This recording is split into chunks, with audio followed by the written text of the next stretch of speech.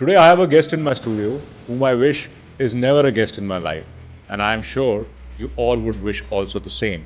He's a criminal lawyer who's practicing in trial court, high court, and honorable Supreme Court of India. So friends, please welcome Dhruv Gupta. The role of a lawyer is to represent someone. He should not escape that role and try to become a judge of his own client. तो एक criminal lawyer के लिए फिर ethics and moral सबसे last में आता Especially in criminal law, some people are getting into shady businesses. है. What if I come and tell you कि ध्रुव आज ना मेरे से ये गलती हुई, मैंने ये क्राइम कर दिया. Why then you will defend me on an ethical or moral ground? Because आप तो फिर एक क्रिमिनल का साथ दे रहे हो. देखिए आप झूठ नहीं बोल रहे हो, लेकिन आप ना पूरा सत्य भी नहीं बोल रहे हो. ये तो हो गया अश्वत्थामा तुंजर रे अन्नर वाली. अगर तो आप क्रिमिनल लॉ में प्रैक्टिस करना चाहते हैं और अगर आप हर क्रिमिनल लॉ की सिचुएशन में मॉरल एथिक्स में जाएंगे then I think you are at a wrong place. अब आपको एक केस का एक बहुत अहम चीज़ पता है कि मर्डर वेपन इस बंदे ने वहाँ पे छुपाया हुआ मेरे क्लाइंट. आप ये जाके आप कोर्ट में नहीं बताते हो और आप मेरे डिफेंस वकील हो, तो ये ना बताना क्या ये आपका दायित्व नहीं है? Because you are a citizen of India first and then you are a lawyer.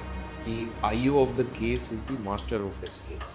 In this Arushi case itself, the Honorable High Court of Allahabad has passed a judgment to the extent that the initial investigation was not done in a manner which should have been done.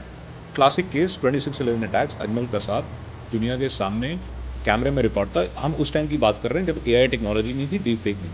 वो trial, वो case if I am not wrong 8 से 10 साल चला, सरेआम दुनिया के सामने. ये sir what is the justification for any defence council? कुछ बेल्स रात को 12 बजे 12:30 बजे हो जाती, वीकेंड पे हो जाती, संडे पे हो जाती. मतलब आप कह रहे हो कि मर्डर, रेप और बच्चों का जो शोषण हो रहा है उसमें हमारे पास ये प्रोविजन नहीं है. How much role does media and society play in influencing the judgements in modern?